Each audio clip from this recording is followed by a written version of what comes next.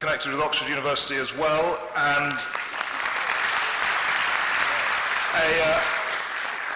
a specialist in religious change in the Muslim world from the 18th century to the present day. We have Tariq, who many of you will have heard this morning,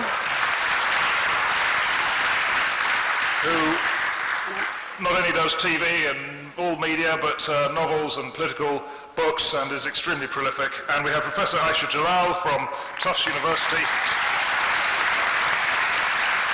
who has also written a vast amount, including something just published, which is The Pity of Partition, Munto, Lifetime and Work Across the India-Pakistan Divide. It'll be published in Pakistan in March, April, something like that.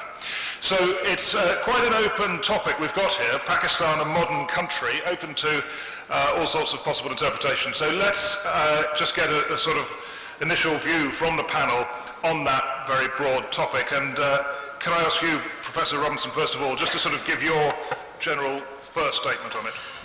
Thank you. I think this panel session has actually been through, its title has been through at least one iteration. The one I had initially was Pakistan, a Modern State. And it's now evolved into a modern country, which is perhaps slightly less tendentious title. Nevertheless, it did force me to think about Pakistan as a modern state, and it also forced me to think about, well, a bit about now what a modern country might be. And I think it's quite useful to think about what academics in the field feel are the basic characteristics of a modern state, and then just think about how well or badly they apply to Pakistan. The first characteristic one might think of in relation to a modern state is that it controls all the coercive power within its boundaries. Well, I don't think I have to digress upon that for you to understand Pakistan's issues there. As part and parcel of controlling all coercive power within its boundaries, the modern state typically reaches down to each individual citizen. It has the capacity to reach down to each individual citizen, and part of the process of the growth of the modern state is the removal of intervening sovereignties or powers between the state and the individual. Again, think about that.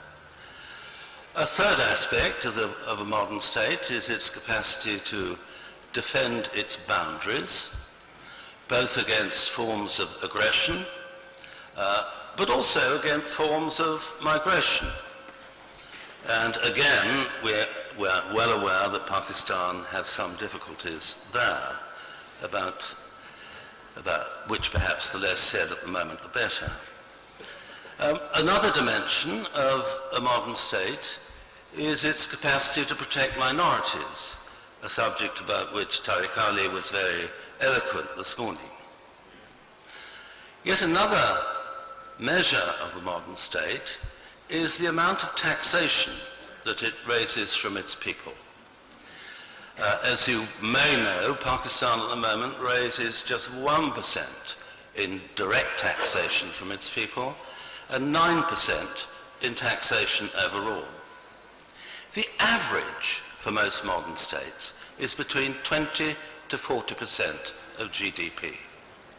So the state in Pakistan is hugely weakened in relating to its society by its incapacity to raise significant taxation. And that means in crucial areas like health, welfare, and particularly education, there are massive deficiencies in what the state can supply. And it's worth just considering the problems that, for instance, in education that exist. One is, I gather, that only 55% of Pakistan's population is literate. Only 33% of its women are literate. And actually I gather there's a world gender development empowerment scale. Pakistan rates 137 out of 140 on that scale. So there is a really serious problem there. Now, I have to say that all these measures of the modern state are matters of perfection, things which states aspire to. Almost all states fail in particular points, or don't do so well in particular points. So, for instance, we're talking about controlling coercive power within your territory. Clearly, India has a problem with its Naxalites. The British have had their own problems, for instance, with the Irish. So, I don't think one should feel too bad that in one or two of these measures your state doesn't work out well. But if your state is having a problem with measures across the board, then I think there probably is an issue. But we're also asked to consider Pakistan as a modern society, and I generally only meet, dare I say, modern Pakistanis. And I have to say, as you will know, you're as modern as you can get. I'm very impressed, and have been over the past 30 years, by the rise of the Pakistani middle class.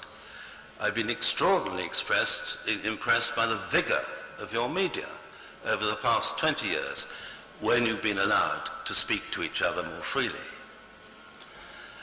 I'm also impressed, although I think this is a double-edged promise for a modern society, by the fact that 100 million of your 190 million population are under the age of 25. Now that promises something quite remarkable in the future. Whether it will be a significant modernity or whether it'll be even more trouble, I would hate to say at the moment. I'll leave it at that. Thank you very much. And can I, Tariq Ali, put basically the same broad question to you? And I think you're right to probably stick with state. Is Pakistan a modern state?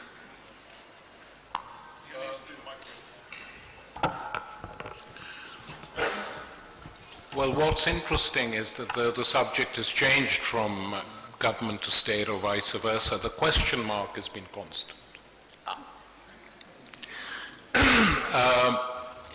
I really would have little point of disagreement with what Francis has just said. I think that's pretty accurate. But I think we are talking about Pakistan now, which is a particular case, and not just about Muslim states in general in the region. So the points made are pretty accurate. Some imagine that one attribute of modernity is having nuclear weapons. I don't agree with that. I mean, obviously it shows something, but it doesn't necessarily prove that a country is modern if it has nuclear weapons. It depends how you define modernity. For me, North Korea also has nuclear weapons, and it's not my favorite example of a modern state. And there are others. But I think one basic, one universal, is what has already been pointed out, that a state that is capable of providing at least a rudimentary level of education, health, shelter for its population, that it has built a social infrastructure which serves the needs of a majority of the people. That, I would say, is an important aspect of a modern state today. And then, of course, linked to this is the whole question of religion. What role does religion play in a modern state? And this is a debate which has been going on in Pakistan since its formation. It's interesting here to note that the bulk of those who created Pakistan effectively were not religious bigots. And the creation of a separate state, a separate homeland, was not seen as the creation of an Islamist republic. This was fairly clear. Even, Jinnah was of course a modernist, but even if you look at some of the people surrounding him, they were not in favor of that particular model. And it's interesting to reflect on this a bit, that in particular, one movement which is still regarded in the subcontinent as a fairly important movement of anti-imperialist struggle, which was the campaign waged, called the Khilafat movement, the campaign waged to attack the dissolution of the Khilafat, the Caliphate, in Turkey after the First World War. Most of the modernist Muslim leaders were not happy with this movement at all. This was effectively a movement that was promoted by Gandhi, who could only deal with Muslims as a religious entity, and backed by some of the religious leaders within the Congress and on its fringes. It was not a movement that found so much favor. In fact, the sympathies of Jinnah and others were for Kemal Atatürk, a modernizing leader. So that element is, I think, often forgotten. And my feeling always has been, and remains the same, that religion and the state should not be bedfellows. That you should have a modern state in which the religion obviously will be there for a long time to come and has been, but shouldn't form part of the functioning and structures of a modern state. And actually, Jalal, can I ask you that very broad opening question as well? Is Pakistan a modern state? Well, I think I would agree that Pakistan has had difficulties, has struggled to meet the imperatives of a modern state, as outlined by Farancis. He spoke like a political scientist rather than a historian. But nevertheless, I think there are those issues. But I think Pakistan is a post-colonial state with modern problems. And I think that's a very important point to understand, that the structure of the British colonial state that Pakistan inherited had many of these problems that Francis has talked about sovereignty, not necessarily, I mean, there's the claim to sovereignty, but there are entire areas that are not actually under the jurisdiction of the central state. And over the years, for a variety of reasons, which I don't need to go into, those problems have been compounded, but it is also the inappropriate nature of the state that we inherited at the time of a partition, and that we have actually done very little to modify or bring to the needs of the people. So there's a huge problem of a state that claims to be modern, but is actually very inadequate to meet the requirements of the society. It remains a post-colonial state stuck there. So I don't think the issue is modernity. The problem is of governance, of a particular kind of state that has not been able to evolve to respond to the mounting needs of society. But I think that the hubris of modernity has been called into question, at least in my profession. Historians do not accept notions of modernity as a standard against which to measure other countries, Pakistan included.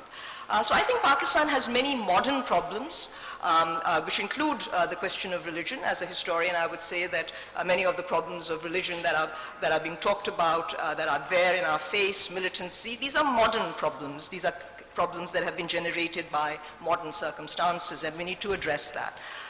But I don't think that the issue is whether or not Pakistan is modern or non-modern, but that it is a troubled state, a troubled post-colonial state that needs to find direction, that needs to articulate its concerns as best as it can in terms of the needs of its citizens, and that's not happening. And I think those are all, again, questions for me are modern problems. So let me pick up, first of all, on the issue of religion, which clearly many people in the audience are thinking about. Francis, in a highly religious society, what is your view on the proper role of religion within the state and the relationship between religion and the state? Well, first of all, as a historian, I have to say I don't think there is any perfect model. There will be very many different models. And I think in a highly religious society, it's probably going to be quite difficult, much as you would like to separate religion from government, not to have some aspect of religion reflected in government. In Britain, we've had religion, although many Britons wouldn't realise it, reflected in our process of government. We have archbishops in the House of Lords, for heaven's sake. And so I think, although I take what Tariq says, that in a truly modern state, from his particular point of view, one might not have religion involved in government. Nevertheless, as Ayesha was suggesting, modernity comes in many different forms, not one which necessarily, and this audience may not like this, not one which necessarily says religion can have no part to play in government. And so I think if you look at societies across the world, you probably have to see a whole spectrum of things taking place in which religion in some places has a necessary function in government for those populations that are involved. So Ayesha, Jalal, what sort of, do you agree with that, first of all? And if so, what sort of, could we be a bit more precise about what kind of role religion could play in the state? Well, I'd like to first of all get one thing clear. I think there's a lot of confusion about when you talk about religion and the state, and I think that the definition of secularism that gets touted about is Western-based. I think, and not even sort of contextualized to South Asia when people say the church and state should be separate. Religion and state should be separate. I mean, that's a European context. In South Asia, the British definition of the secular colonial state was not separation of church and state. There was no church in Islam or Hinduism to separate from. So what it was neutrality. The state was neutral. And the definition even of the Indian state of secularism is that it does not privilege any particular religious group. In the case of Pakistan, what has happened, and not that it was not resisted earlier on, was that in defining the Muslim, you have created a problem which becomes exclusionary of others who somehow do not correspond to that definition, and nobody agrees on that definition, but it becomes a tool. So the issue of religious neutrality of the state is the question here, not the absence of religion. And I agree with Francis that it is not about the lack of religion in the affairs of a country or even a state, but the religious neutrality, that you do not actually privilege one group against the other. So that was the British definition. That's the Indian definition too. But how can you have a state? How can you have a state that's neutral on religious matters and yet have a role for religion in the state? I mean, surely those are contradictory. I mean, the point is that those are, in terms of not creating a scenario where any particular religious group is victimized, I mean, that is a definition of the modern state. I concede that Pakistan fails on many scores to meet the imperatives of a modern state, and the struggle continues. But to say that the answer is the complete elimination of religion, I think, is not a really workable proposition. And in fact doesn't even correspond to the idea of secularism as it was introduced by the colonial state and has carried on in the subcontinent. I think that's an important point. There's another theme I want to pick up on from what you've all started with, and that's not... Can you hear that better now? Is that true for everybody? Can you all get closer then? There we are. In terms of the weakness of the state, which you talked about, Francis, at the beginning, Tariq Ali, can I ask you not to describe that weakness, but to explain it? Why is it that the state in Pakistan is weak? Well, one of the central weaknesses of the Pakistani state lies in the processes linked to its birth, that political institutions were very undeveloped, that the national movement that created Pakistan was relatively weak, especially in the areas which are now Pakistan. And so the state was from the very beginning heavily dependent on two colonial institutions, the military and the civil service, which ran this state for a long time, even especially in the first 47 to 58. They ran it indirectly through weak politicians. And then they ran it directly as the military from 58 to 68, and then, what happened after that was the breakup of the country that was given birth to in 1947. And then I think the big chance, as I said earlier today, to develop something approaching what we would all agree on was from 69 to 77, even with the truncated Pakistan, under the PPP years, which was probably in some ways the most modern force, if you like, propelled from below by a multi-class uprising to come to power, and their slogans were effectively some of the things we've been talking about. And they failed. You know, that was a huge opportunity, and these opportunities aren't given to political parties or political movements that often, once a century. But if I could just sort of come back to one point which has been raised, look, when I say that religion and the state have to be separate, I don't mean we abolish religion or even try to do anything as crazy as that. That's out of the question. It simply is a question of what role religious laws should play in the making of a modern state. And on that, I'm very clear, you know, whether it's Pakistan or whether it's Israel or whether it's the demands of the Christian right in the United States non-stop on the legal terrain or the struggles taking place in Iran, I think it never helps to institute laws derived from all these religions and put them into the central function of the state. Of course religion will be reflected, but no one wants to stop that. You know, you have Christian democratic parties in most of Western Europe. You have the Republicans virtually taken over by the Christian right. And you have now what is going on in the Arab world, which we haven't talked about, that these mass uprisings have led to victories for Islamist parties of one sort or the other, which has now created and opened up a huge debate in that country. So it's not a question of East or West. These are real problems. I mean, the debate going on in Iran and the parameters of that debate have very little to do with Western thought. They have a great deal to do with thought in the East.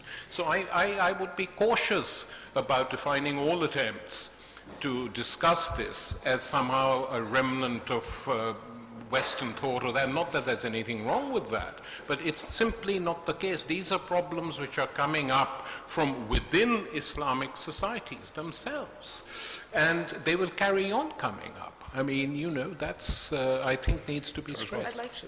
I think that I agree with you. I think these are problems very much coming out of Muslim societies, but the Muslim intellectuals, those intellectuals and sort of articulate classes, they want answers in making religion less important in public life. And unfortunately, what's happening is that what is needed to put religion in its place is to debate religion far more, not less. And because those who are currently defining the face of religion have a very specific political agenda, and they are doing this in a very modern idiom, and they're doing it in a very damaging way. And those who want the answer to the problems of religion in modern societies, such as Pakistan, is to have less religion. Discuss less religion. They want to know less about religion. They know very little and they want to know even less. But unfortunately, to fight back, you're going to have to be able to debate religion. I agree. Right, talking into the mic. I mean, I can't. Could I just respond very quickly?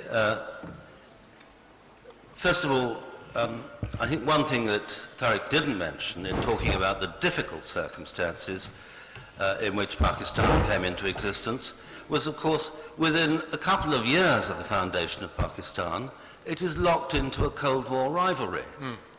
So you have the massive interest of the West in what's going on in Pakistan politics. And it's been actually hugely damaging from the point of view of Pakistan from the late 1940s almost down to the present, that the fact that the West has had a huge interest in the politics of Pakistan and in what, more recently, in what's been going on in its neighbour.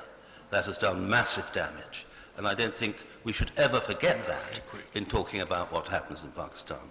Secondly, in relation to religion in the modern state, I think it's quite helpful to get down to one or two details. And one aspect which matters more, I believe, to most Muslims than anything else is the maintenance of the personal law. Now, one way in which I think this is beginning to be resolved in the West, where we have to face up to Islamic law and what we're going to do about it, is to say, let the decision to follow your religious law or to follow the state's law be, as far as it can be, a voluntary personal decision. So if you want to go down the religious track, you choose to go down the religious track. If you want to go down the secular track, you choose to go down the secular track. This has actually been worked out quite well, I believe, in the state of Ontario in Canada. But what happens when the religious law conflicts with the state law?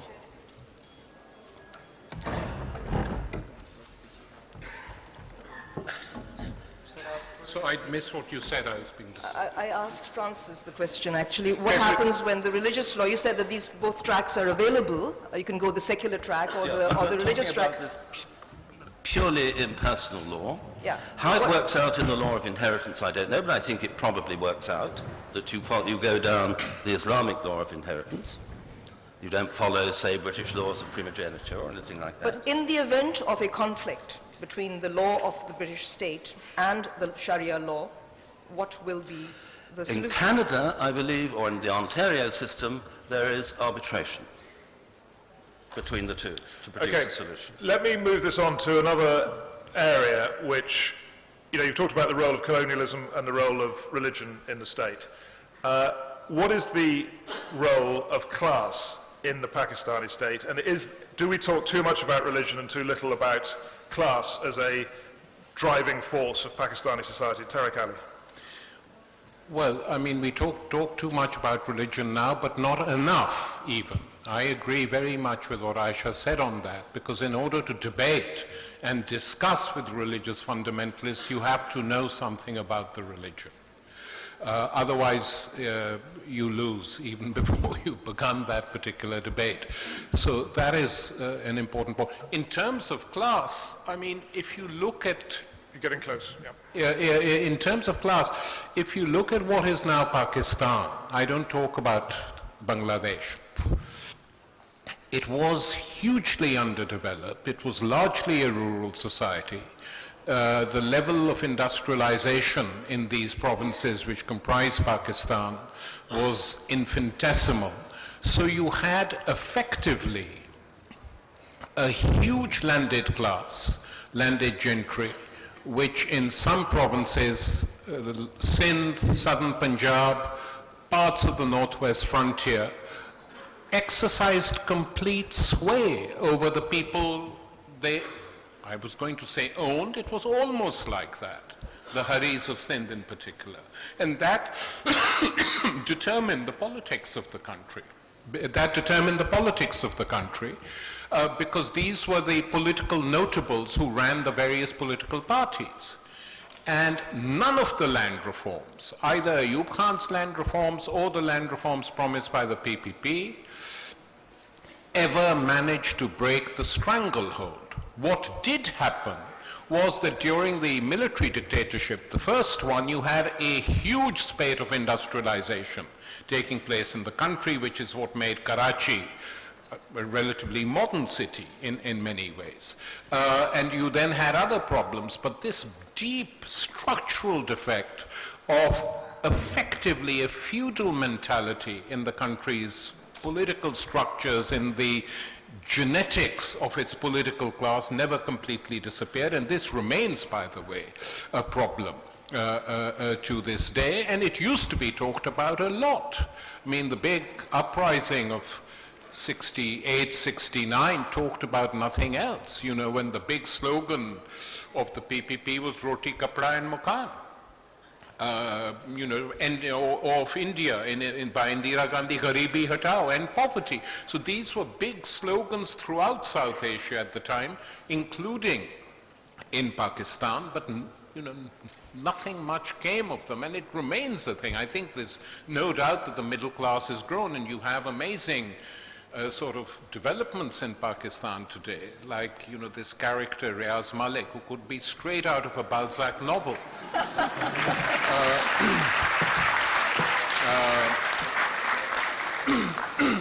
Who who funds every single political party, which is fair enough. I mean, if you're a character out of a Balzac novel, you have to do that in order to get more and more rich, who is appealed to by the state to help the workers burnt in fires in Karachi and Lahore, because the state can't do it,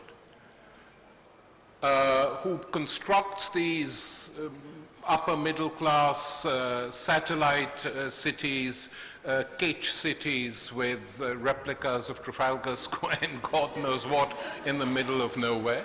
So there is some development taking place. And, you know, Anatole even talked about kinship networks being positive, but that's nothing new in Pakistan. You know, we have kinship networks from the very top of this country. Moving downwards. It's partially a problem that we've got obsessed with dynastic politics in both India and Pakistan. You know, here I don't want to just sort of talk about Pakistan. India's the same on this level on some issues. Like the only answer is dynasty.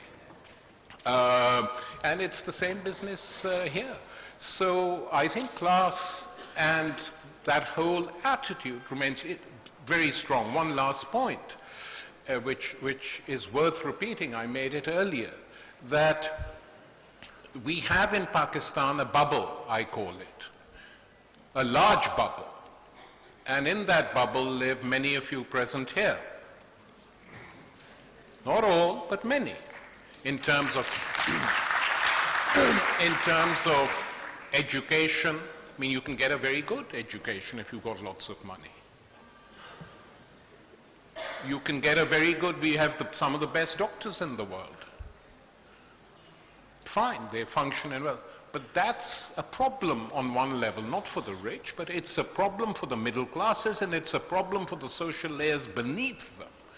And that is what is missing. So yes, to answer your question, Owen, we should talk a lot more about class, but issues get mixed up. And you know, I've always said that the rise of some of the religious extremist groups, not all, but some of them is partially linked to that. It's a desperation. And I'm always surprised that so few people are attracted to them.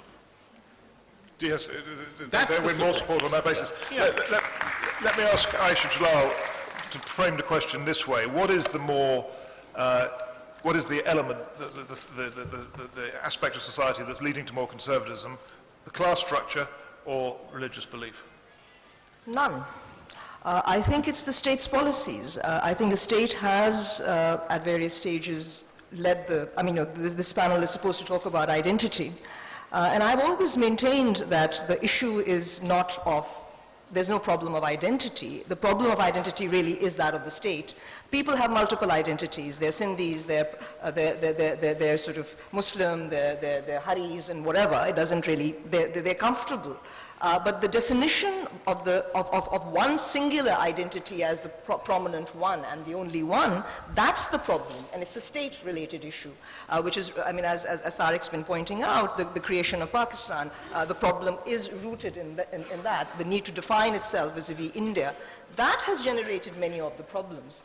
I think that if you look at the history of Pakistan from the early years through the decades, you'll see that Pakistan was a very different country in the 60s. I think we tend to forget that, or even in the 50s. And the turn that takes place in the mid-70s is a global turn. It follows the OPEC quadrupling of oil prices, the Arab-Israeli war, and the global assertion of Islam, in which Pakistan gets involved.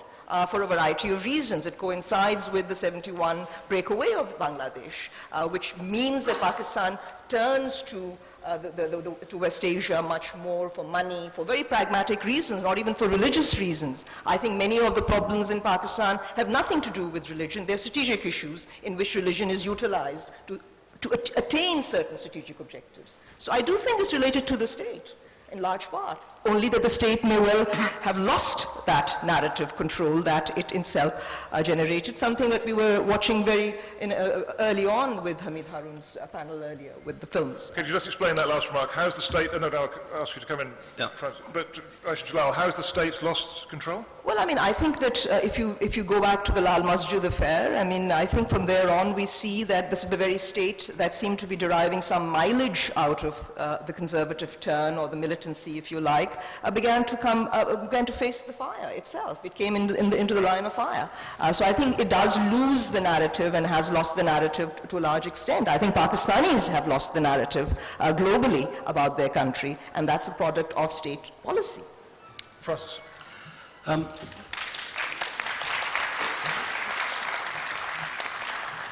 I think there's a slight problem for elites who are secular, sometimes wanting to wish the religious away, to feel that it doesn't exist. It does exist, and I think we have to face the fact that Ayesha was asked the question, is religious conservatism growing in Pakistan? Was that the question? Seemed to be, anyway, a question about religious conservatism. And I think we have to face the fact that there, for instance, is a very powerful women's religious movement in this country called the Al-Huda movement, which has grown very substantially, not amongst poor people, but amongst middle-class people over the past 20 years. There is also the Tablighi Jamaat, the most widely followed religious organization in the world, which is very strongly represented in Pakistan. And these organizations have not grown less over the past 20 years. They have grown stronger over the past 20 years. I think one has to respect the fact that that is taking place. And in addition, Tariq was asked the question about analyzing Pakistan in terms of class, and I think it's a very effective and good way of doing it. But I don't think one should do that at the cost of looking, and this isn't an analysis of Pakistan as a whole, but looking at the militant movements and trying to work out exactly what ideologies, and there are different ideologies that they represent, and mapping those as organizations throughout Pakistan. There are things that exist, and again, it could be for reasons of class that they've grown, but they exist as powerful organizations that attract lots of people. So one cannot wish conservatism out of the way. It exists, and it seems to be growing. Now, it may be the fact it's growing is a part of state failure. The failure to provide education, spending too much money on weapons, and so on. It could be state failure, but conservatism exists and has to be faced up to.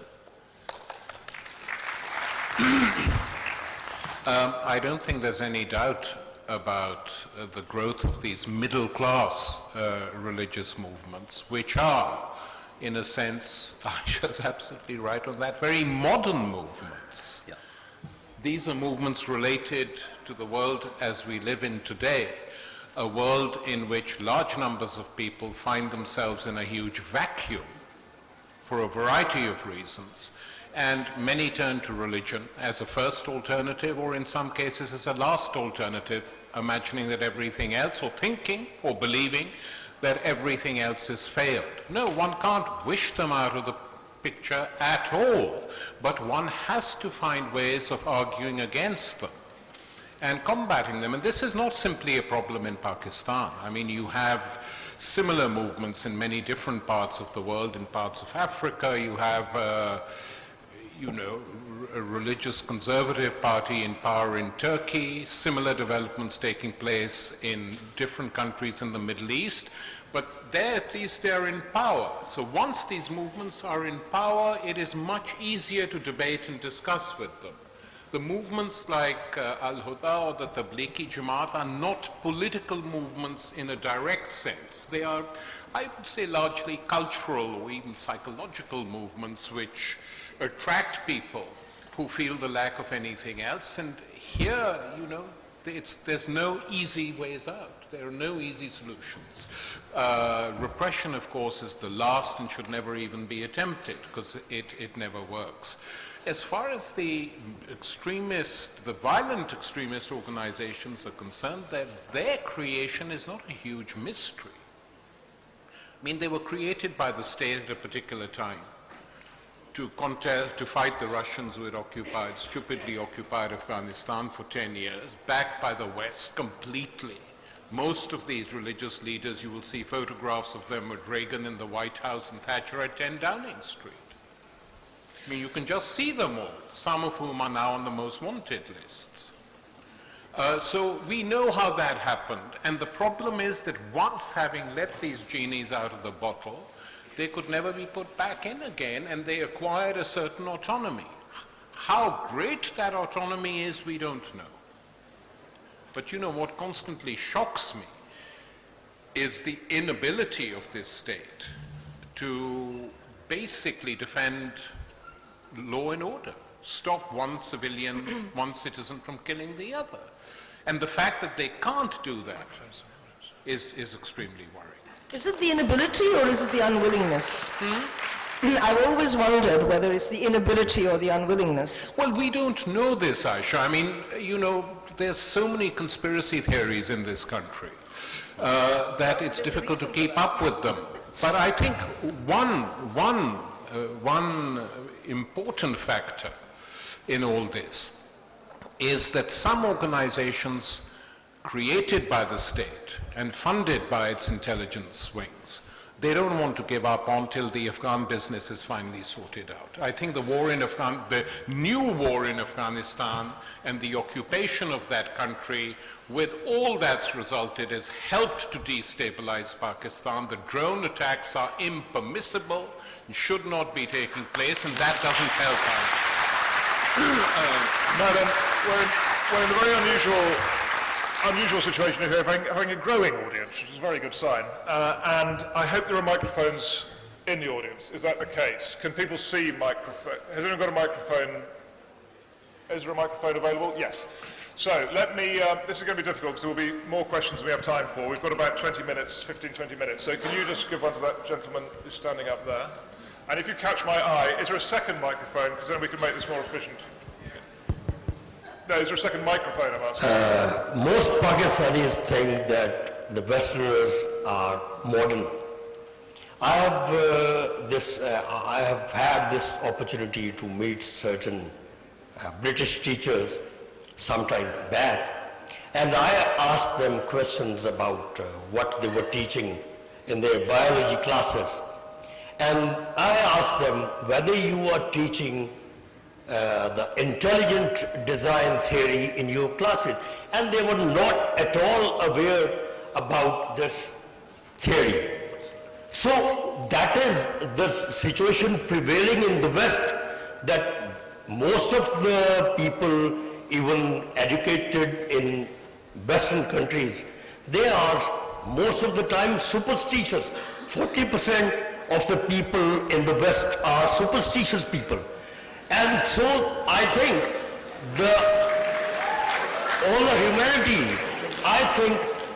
humanity needs to be modernized, isn't it so? All humanity needs to be modernized, and modernized in inverted commas. Okay. Could I respond very quickly? We do have a superstition in the West, a superstition which is followed by the great majority of people in the West, knowingly or unknowingly, because they all believe in dinosaurs, and therefore they all believe in Darwin. Okay?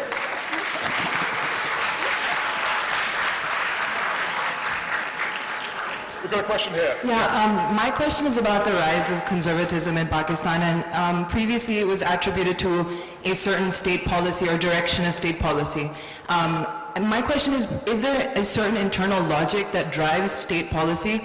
If there is, then what would you say is the nature of that? And if not, then what is it that drives state policy? Could it be concerns of class? Could it be concerns of capital? Could it be concerns of something else? Or is there an internal logic that drives the state? So why does the state behave in the way it does? Right. Yeah. Well, is it, That's for you, is yeah. it right to anybody? Well, I mean, I think states respond to global contexts. I think we've talked about Pakistan's evolution in the early decades as a military authoritarian state under the shadow of the Cold War. Then we've talked about the 80s, the Afghan occupation by the Soviets, how that informed the state. I mentioned also the global assertion of Islam, the turn. So global contexts do inform state policies. States have strategic interests, but the global shifts that take place then they have to be factored into state policy because they have certain regional interests. So our state, this state, has responded to that in different phases. And that has played a role in what you are talking about, the increase in religious conservatism, of course. But the state does has played a very crucial role with certain sorts of policies that have facilitated the growth of this kind of conservatism in this society. I mean, you know, Pakistan belongs to a region with a much longer history of Muslim cosmopolitanism. The dominance of religion in this arena, Indian Ocean arena, was because of the cosmopolitan nature of Islam. Where is that gone? So I think that you need to consider the phases in history, contextualize, and then understand why states respond in particular ways. I think the global context today is different from what it was in the 80s and even in the 90s, with the result that I think Pakistan does have an opportunity, and I think this is a sign that all of you are here debating these questions, a very positive one. I think Pakistan is not just a resilient country, but it is actually a very vibrant society looking for answers. And I wish you all in that direction as active agents, and don't just sit there waiting for things to happen. You're going to have to do them yourself. Any other comments on the reasons behind state behaviour? Well, I just endorse what Ayesha said, that basically you live in a very dangerous corner of the world, and the state has spent much of its time, and the state, of course, in this case has been often a military-dominated state, either overtly or covertly, concerned about your defence. And so a huge amount of the forces driving it are how are we going to defend this country. But it seems to me some of the key things have been ignored, such as the fact that at the moment you're a population of 190 million. It's been worked out as you increase by double in every generation, that by 2050 you'll be 335 million. That is a huge challenge. The second challenge is the growing pressure of population against water, and that in the context of climate change. And it seems to me, in terms of things that are going to formulate state policy over the next, or what should formulate state policy over the next 20 to 30 years, are those confronting those two massive challenges. Right, let's go to another question. We've got one there, yeah. Okay, hello everyone, this is Ayesha. We know that a modern society and a modern state are two different things. How is it possible for a modern society to survive in a state which is not modern and otherwise? Because I've been to places where we see people who are modern or claim to be modern, for instance, Kabul, okay, but then they're not living in a country which is modern or a modern state. So how difficult is it to survive in such circumstances? Well, it is going to survive. I mean, I think unless something completely unforeseen happens, and the only sort of possible is a Indo-Pak nuclear war, which, you know, all of us hope never happens. But I think, curiously enough, the very fact that Pakistan is now a nuclear state means that its survival has to be taken for granted. It's not a state that can be toppled certainly from without, and probably not from within. So I think the state is going to last. So the question we should be discussing, I mean, it was after Bangladesh, I raised the question in a book, but even then with a question mark, can Pakistan survive? And I was not sure, but now I'm pretty convinced it will. So the question is, what sort of a state should it be?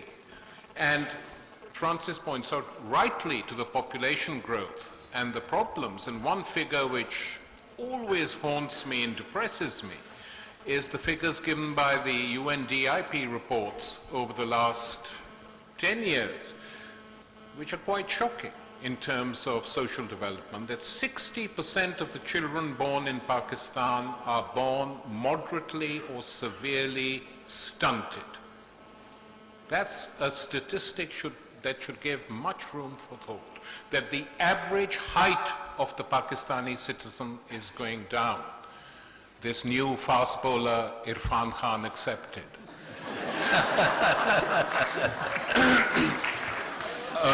But that is what is happening in the country as a whole, and that is related to the diet, it's related to malnutrition, etc.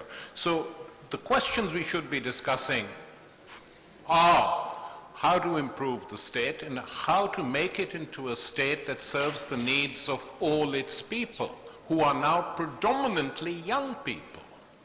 And it's this generation of young people who will change this country. So your answer is activism, actually, to how to live as a modern person in the state.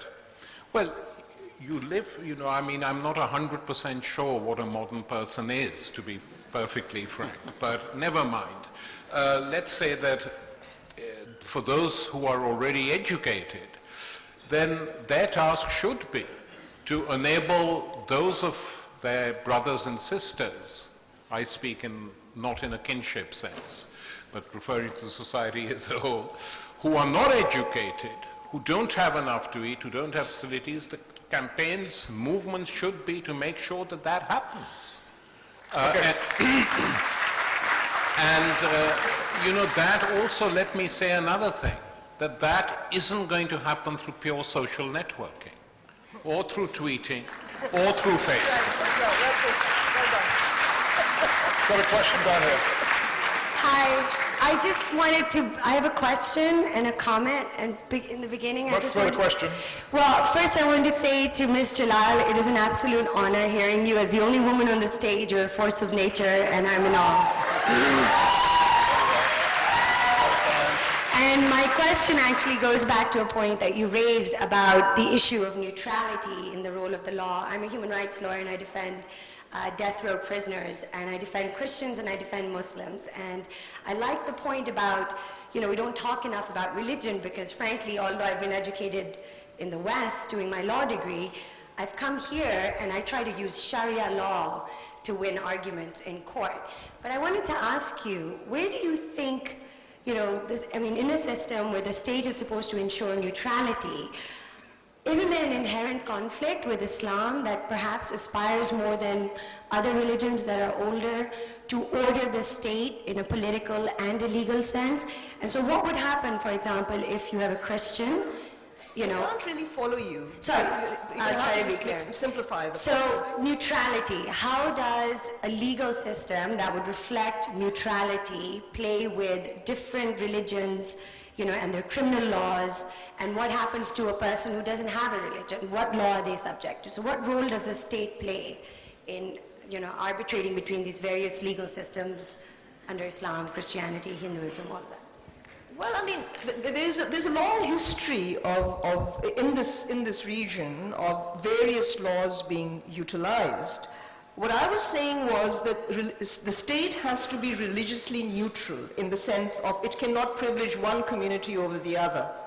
And I think that this particular barrier was lost in Pakistan's case for a variety of reasons. From the mid-70s onwards, you have gone the exclusionary way rather than the inclusionary citizenship that a modern nation state requires.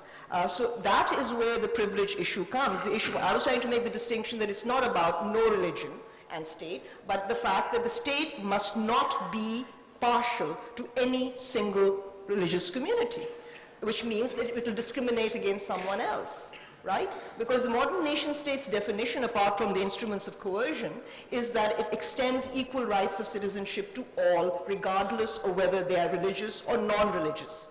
These are citizenship rights. But the moment you bring in a narrative where you begin to say that we have a definition of a Muslim, then, and only as Muslim can sort of succeed in a particular position, then you have created an exclusionary strain, which creates enormous problems in the way in which you articulate the law. But I think that in this event, I mean, you talk about Sharia law. Are you trying to say what are you supposed to do with somebody who does not want to be utilizing? I think the answer has been given by Francis, that you can sort of go for the other law. You don't want, you will go for civil law. You don't want Sharia law.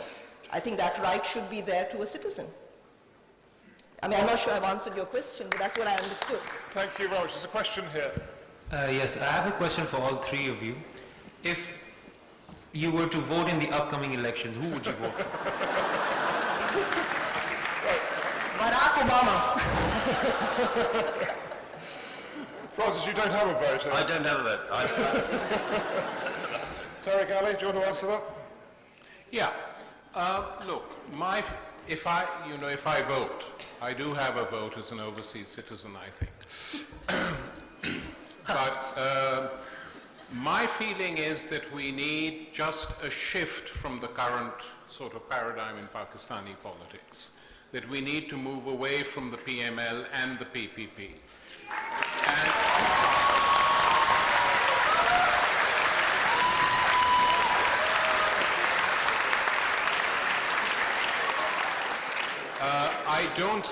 I see tribal differences between them, no political differences of any substance. So I personally would vote for Imran.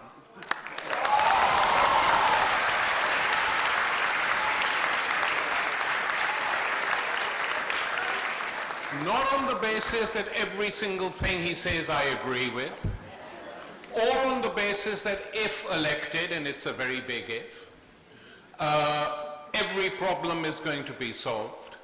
But if he begins to implement even of half or a quarter of what is being promised, it will be a small step forward, and at the very least it will create a space, a political space in Pakistan in which more debates, more discussion, more dialogues can take place to move the country forward, and it would be an enormous boost for the young generation which is growing up to have a slightly different political face and a slightly different political party in power. So that would be my instinctive reaction to vote for him. Okay. We're going to have one more, which is there, yes. Been waiting a long time. I have a question for all three of you. What do you think is going to happen in Pakistan in 2014 after America pulls out of Afghanistan? Good. Well, looking ahead, that's very appropriate at the end. So, Francis, let me throw that difficult question at you. What's going to happen after 2014? I mean, if we don't know the degree of American withdrawal, but there will be a withdrawal of some sort, what difference does that make? First of all, I don't see Afghanistan getting any more peaceful. I suspect the removal of the Americans and NATO from Afghanistan will unleash a battle for power between Pashtun and non-Pashtun. We have to remember that essentially Kabul has been the target fought for between Pashtun and non-Pashtun, not for 20 years, not for 100 years, but for the past 200 years. The Americans have just been the last interlopers in this long struggle. So I see further instability in Afghanistan, with the likelihood that that won't make things any easier on your border. So more trouble ahead, I fear. Well, I hope you're wrong. You may be right, but I hope you're wrong, Francis, because in effect the question which is posed after the official withdrawal of US and NATO troops from Afghanistan is this: which neighboring power will be hegemonic? And I don't think, apart from the Pakistani military, there is any power in the region on whom the Americans can rely. Bringing the Indians in is going to be both counterproductive and provocative.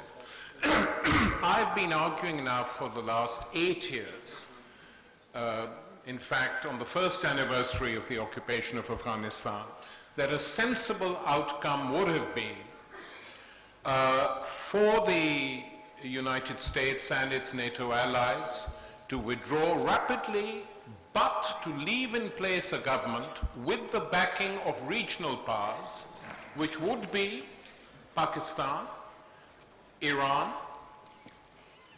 China, and Russia. That these are four crucial powers in the region who, if they agreed that their forces linked to them in Afghanistan would form a national coalition government for 5 years, the Chinese would then pour in the billions to rebuild the country.